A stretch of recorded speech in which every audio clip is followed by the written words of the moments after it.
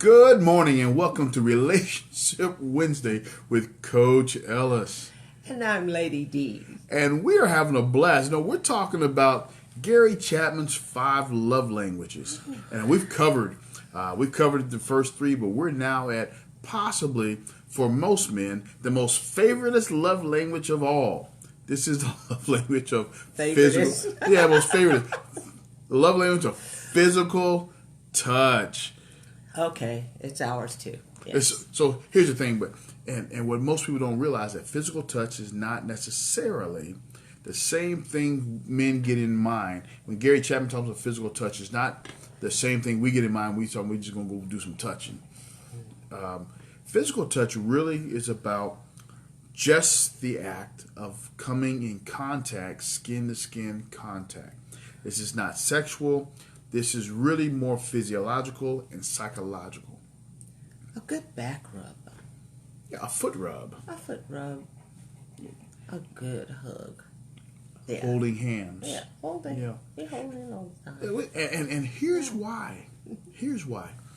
Gary Chapman talks to us, and there are articles, there's science behind this idea that when we touch and are touched by people who love us and we love, it releases this hormone called oxytocin.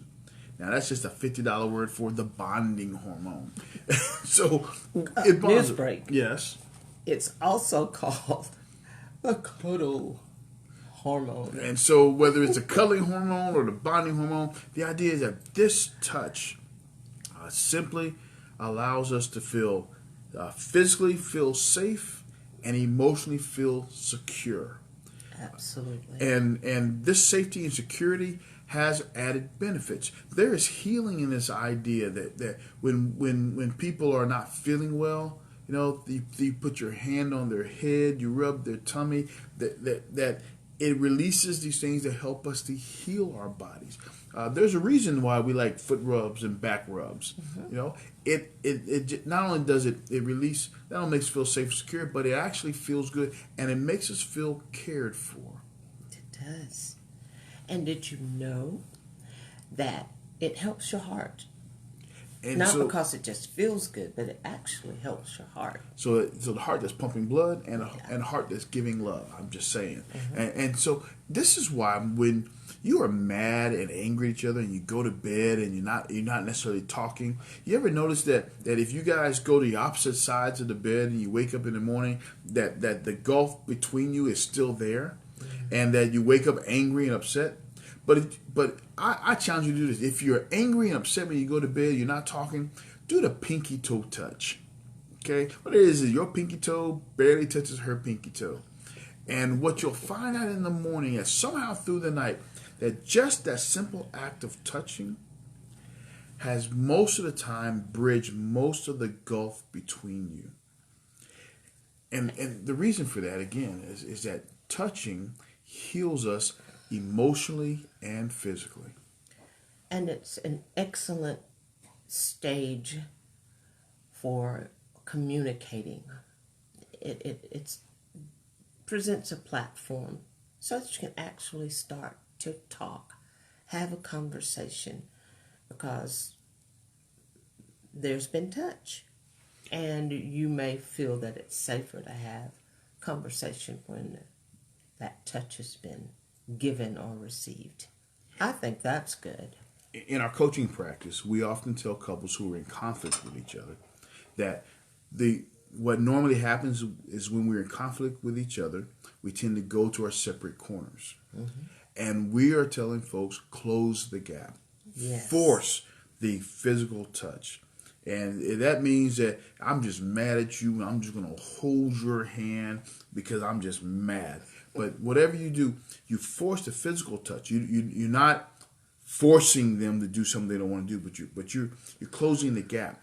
And what we find is that if you close the gap during this time and there's some physical interaction, holding hands, sitting on the couch, cuddling, saying nothing, watching TV with your backs to each other, but your backs are touching, whatever it is, any touch that you have tends to help dissipate the disagreement. I don't care how bad it gets.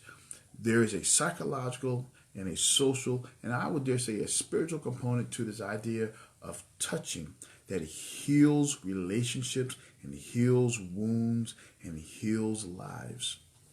And while things are good, maybe that's a good time to agree that this is how we will start to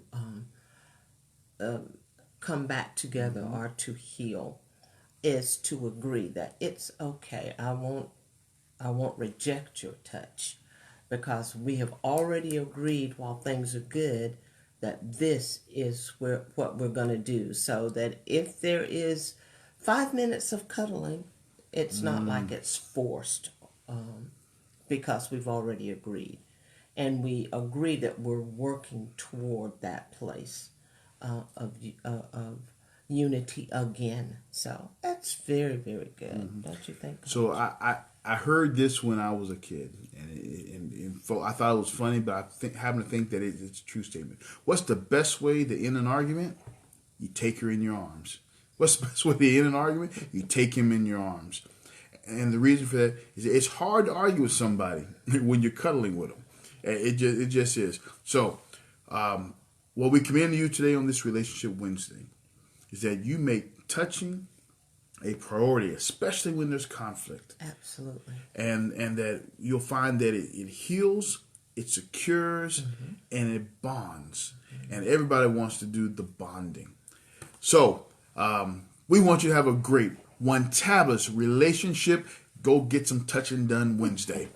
God bless you. It'll make your day better. It'll make your day better. We'll see you next week. God bless you. Bye-bye. Bye, everybody.